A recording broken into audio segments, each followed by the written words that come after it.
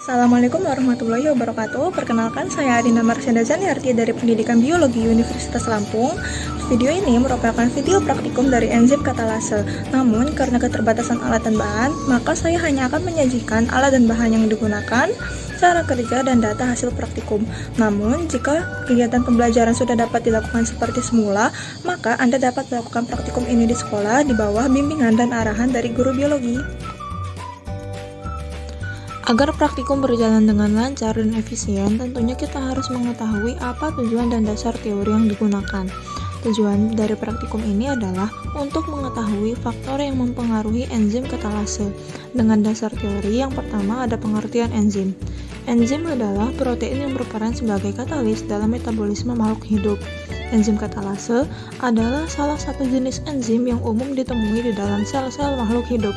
Enzim katalase berfungsi untuk merombak hidrogen peroksida yang bersifat racun yang merupakan sisa atau hasil sampingan dari proses metabolisme. Selanjutnya, derajat keasaman atau pH, di mana enzim akan berubah menjadi non-aktif jika diperlakukan pada asam dan basa yang terlalu kuat. Selanjutnya, suhu. Enzim menjadi rusak bila suhunya terlalu tinggi atau rendah. Hal ini disebabkan karena enzim memiliki sifat termolabil, di mana protein akan mengalami koagulasi bila suhunya terlalu tinggi. Berikutnya, konsentrasi enzim. Semakin besar konsentrasi enzim katalase, maka akan semakin cepat pula reaksi yang berlangsung. Dan yang terakhir, konsentrasi substrat. Bila konsentrasi enzim dalam keadaan tetap, kecepatan reaksi akan meningkat dengan adanya peningkatan konsentrasi substrat. Namun, pada saat semua sisi aktif semua enzim bekerja, maka penambahan substrat tidak dapat meningkatkan kecepatan reaksi enzim. Berikut adalah alat dan bahan yang digunakan.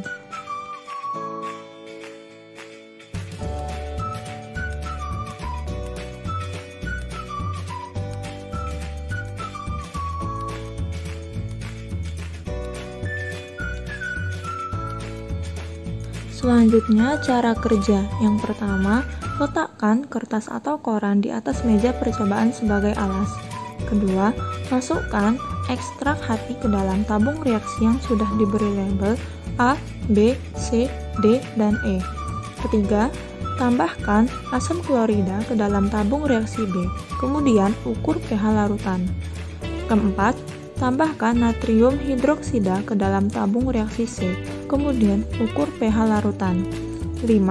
Letakkan tabung reaksi D ke dalam gelas beker yang berisi air panas, kemudian ukur suhunya.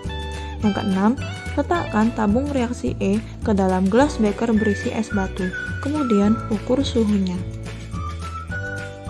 Langkah selanjutnya, siapkan larutan hidrogen peroksida pada tabung reaksi 1, 2, 3, 4, dan 5. Lalu, tuangkan hidrogen peroksida dari tabung reaksi 1 ke dalam ekstrak hati pada tabung reaksi A. Dan segera lakukan uji gelembung gas dengan menggunakan lidi yang membara. Dengan langkah yang sama, lakukan untuk tabung reaksi 2 terhadap B, tabung reaksi 3 terhadap C, tabung reaksi 4 terhadap D, dan tabung reaksi 5 terhadap E. Catatlah hasil pengamatan ke dalam tabel. Lalu, setelah kegiatan selesai, cucilah rak dan tabung reaksi dengan menggunakan sabun. Berikut adalah data hasil percobaan. Silahkan analisis data berikut, lalu tentukan faktor apa saja yang mempengaruhi kerja dari enzim katalase pada praktikum kali ini. Sekian video praktikum ini, kurang dan lebihnya saya mohon maaf. Saya akhiri. Wassalamualaikum warahmatullahi wabarakatuh. Terima kasih.